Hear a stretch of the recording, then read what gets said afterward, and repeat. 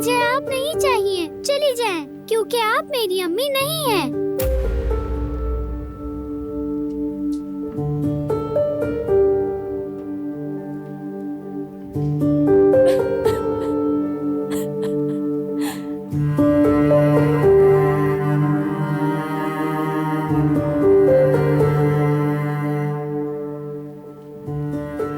थोड़ा वक्त दो उसे, वो आ जाएगी तुम्हारे पास। वो कभी नहीं आएगी और वो हक पर है। मैंने कभी उसे माँ का प्यार दिया ही नहीं। पता नहीं मैं क्यों खुशफहमी में थी कि वो मेरे गले लगेगी और मुझे चूमेगी। उसने अपनी जगह बिल्कुल सही तो किया है।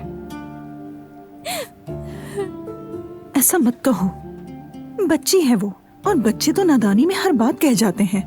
तुम दिल पर मत लो, बस मत रो बेटा।